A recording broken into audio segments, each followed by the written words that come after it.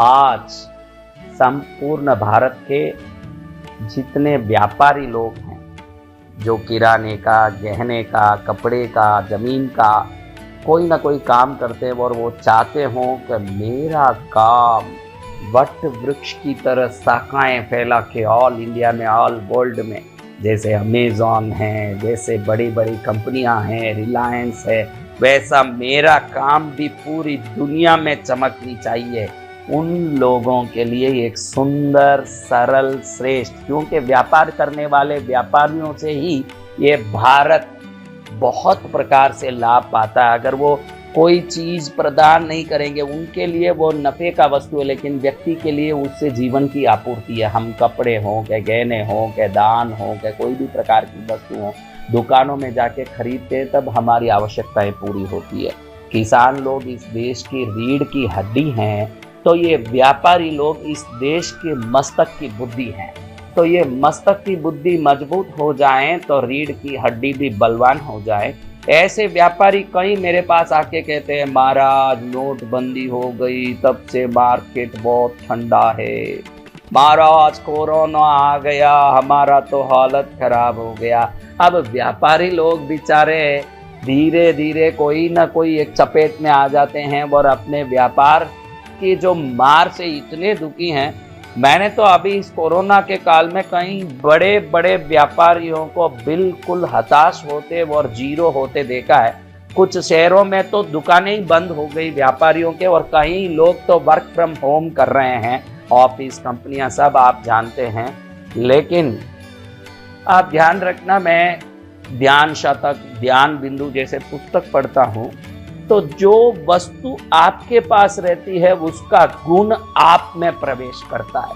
तंत्र शास्त्र में बताया है कि वट वृक्ष को आप कितना भी उखाड़ के फेंको, वो वापस धीरे से अपना पत्ता खोल के धीरे धीरे पनपने लगता है और ऐसी शाखाएं फैलाता है। इस दुनिया में बड़े से बड़े वृक्ष के नाम में अगर कोई वृक्ष है तो वो वट वृक्ष है। व्यापारी लोग जिनकी इच्छा है कि मेरा गल्ला भरा रहे, मेरा काम पनपे और मेरा काम पूरी दुनिया में ऐसे फैले कि कहीं जाऊं तो मेरा नाम रहे। जैसे लोग आजकल अम्मा जान नहीं बोलते, कम बोलते, अम्मा को कम याद करते और अम्मा जान नहीं बोलते और अम्मे जान को ज्यादा याद करते हैं। उस प्रकार से व्यक्ति अपने अपने व्यापार को डेवलप करना हो तो आज मैं जो तंत्र बता रहा हूं इसको कोई कर ले, बल्ले बल्ले हो गया जी मेरे कल्ले कल्ले हो गया। बल्ले बल्ले हो जाएगा जब ये उपाय पूरा हो जाएगा।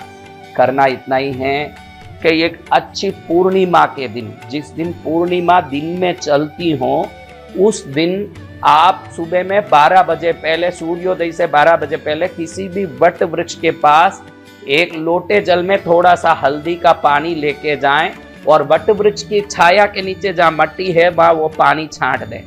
फिर थोड़ी देर वहाँ बैठें, क्योंकि उस मट्टी में कभी कुत्ते टट्टी गए होंगे, कोई गंदगी लगी होगी, ऐसे ही वो मट्टी को लेके आ जाओगे तो वो पहले भूमि शुद्धि करनी पड़ती है। इसलिए एक लोटे में पानी में थोड़ा सा हल्दी डाल के जाएं और उसको थोड़े से ऐसे छांट लें, उस जगह पर छांट लें। और ये जो कर्म आप कर रहे हो, इसको करते समय आपका मुख पूर्व की दिशा में होना चाहिए, फेसिंग ईस्ट, खड़े होकर के वट वृक्ष की छाया की नीचे वाली मट्टी, बाहर की नहीं, जहाँ ये वट वृक्ष छाया दे रहा उसके नीचे की मट्टी पर ऐसे हल्दी का पानी छांटें।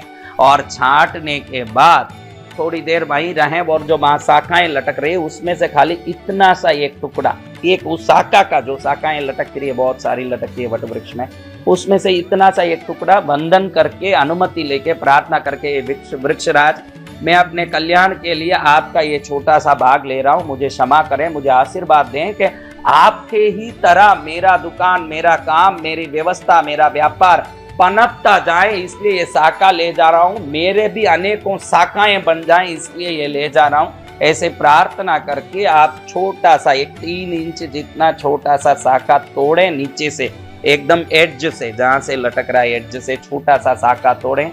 और इस शाखा को तोड़ने के बाद ये मट्टी में जब पानी छांटा 10-15 मिनट बाद एक मुट्ठी, थोड़ी सी, एक मुट्ठी जितनी मिट्टी, जहाँ से हल्दी छांटा, पानी छांटा, उस जगह से थोड़ी सी मिट्टी ले लें और इन दोनों को एक पीले कपड़े में ले लें और वट वृक्ष का बीज, आप ये नाटी दवाई के दुकान में कहीं भी पूछेंगे तो वट वृक्ष के फल के बीज मिलेंगे। वट वृक्ष में छोटे छोटे गोल गोल लाल फल लगे रहते हैं, वो फल लगा हो वहां तो आप वो फल ही लेके उसमें रख सकते हैं। एक ही फल रखना है, एक छोटा सा साका, थोड़ी सी मट्टी, पीले कपड़े में। अगर वो नहीं मिल रहा है तो ये दवाई की दुकानों में, आयुर्वेदिक दुकानों में वट वृक्ष का बीज बोलो तो मिलता है, उसको रख सकते हैं। या पेड़ पर ही फल लगा है तो वो फल बीज के साथ ही होता है, इसलिए फल रख सकते हैं। एक फल, थोड़ा सा साका, मिट्टी, इसको एक पोटली की तरह पीले डोरे से बांध लें और पूनम के दिन ही इसको धूप दिखा के अपने इष्ट देवता को, दुकान में जो भी फोटो लगा, इसको घर पर लेके नहीं जाना है, घर पर नहीं जाएगा पोटली,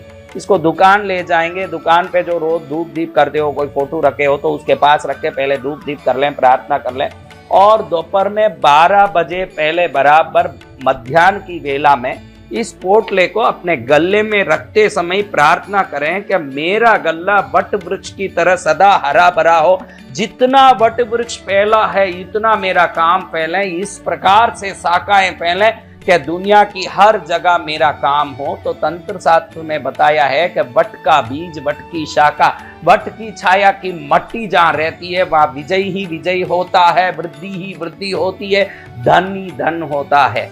तो आप इस महामंगलकारी तंत्र शास्त्र के वट वृक्ष तंत्र को करके अपने व्यापार को, अपने कार्यों को सिद्ध करें। कई लोग कहते हैं महाराज के व्यापारियों के लिए भी कुछ बताओ, आखिर हम भी तो यहाँ चपेट खाए हुए हैं, कितने ही साल हो गए, जमीनों के धंधे, मार्केट खराब 2005 में हुआ, अभी तक उठ नहीं पाया महाराज। सोने का भाव ऐसे चढ़ रहा जैसे पर्वत पर कोई आदमी चढ़ता हो, हर जगह परेशानी है महाराज, कुछ बताओ। तो मैंने सोचा कि भाई एक ऐसा उपाय है जो सरल तो है लेकिन शक्तिशाली है। इस उपाय को करके भारत का हर व्यापारी अपने कार्य में सफल हो, समृद्ध हो, उस समृद्धि का फल लाभ में परिवर्तित होके गायों के लिए, कबूतरों के लिए, गरीबों के लिए काम आए। क्योंकि ये व्यापारी वर्ग ही ऐसा एक वर्ग है जो रोटरी क्लब, जेसीस क्लब, कितने लायंस क्लब में मेंबर बनता है और बड़े बड़े पिंजरा पोल, कबूतर खाना, गौशाला चलाता है। हर जगह डोनेशन, कंट्रीब्यूशन का अगर बात आती है तो उसमें सबसे आगे व्यापारी लोग होते हैं। इसलिए व्यापारियों के पास पैसा रहेगा तो भारत में कई अच्छे काम होंगे। ये सोच के इस उपाय को मैं आप लोगों को अर्पित करने में बहुत प्रसन्न हो रहा हूँ। आप एवं आपका प्यारा परिवार स्वस्थ, सुरक्षित, सुखी एवं समृद्ध रहें, यही प्रार्थना।